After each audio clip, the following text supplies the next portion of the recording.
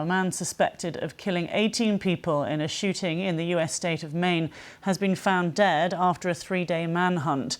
Police say Robert Card, who was 40, was found dead from an apparently self-inflicted gunshot wound. Nomia Iqbal reports from Maine.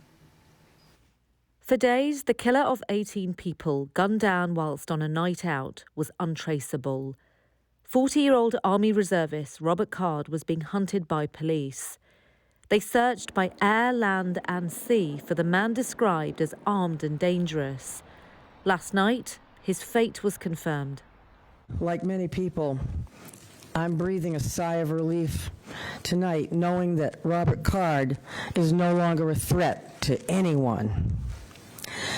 I know there are some people, many people, who share that sentiment, but I also know that his death may not bring solace to many. But now is the time to heal. He's said to have died from a self-inflicted gun wound. Our work, again, is not done here.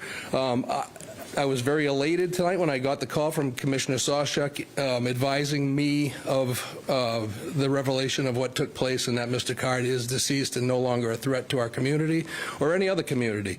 This city and the towns around it have been in lockdown since Wednesday night. When news came through that the suspected gunman had been found dead, one man here shouted "finally," and you could see the sense of relief on his face.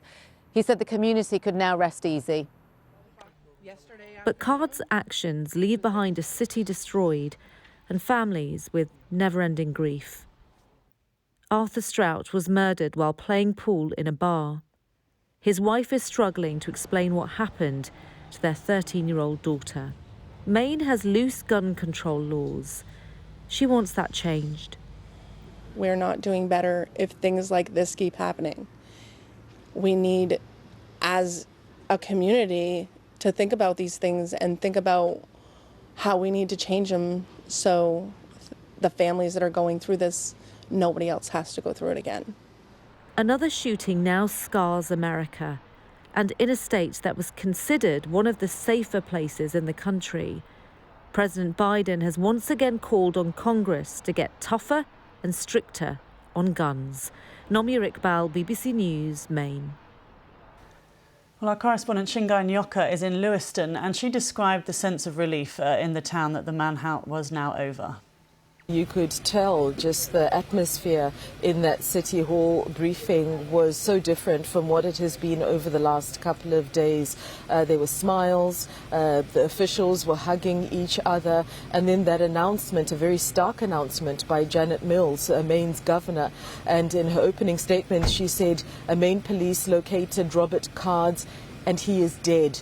It's what many people here were hoping for after these 2 days, 48 hours, where the city was essentially in a partial lockdown. Many people were behind closed doors in their homes. Businesses were shuttered, municipal buildings and a lot of the services were closed as hundreds of police officers, some of them from across state lines, launched this massive manhunt. There were helicopters, there were drones in the air, there were boots on the ground, and earlier on there were divers in the river trying to search for Robert Card. And so there really was this collective sigh of relief when the city officials announced that his body had been found at about 7:45 p.m. local time in a neighbouring town of Lisbon near a river. And so we've noticed that some of the businesses had started to open up again, and the vehicles on the road, and people were just really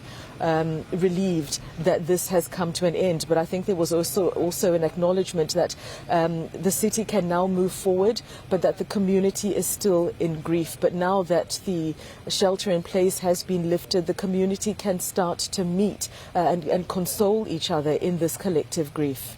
They also said that the family of the gunman actually helped the police in their search.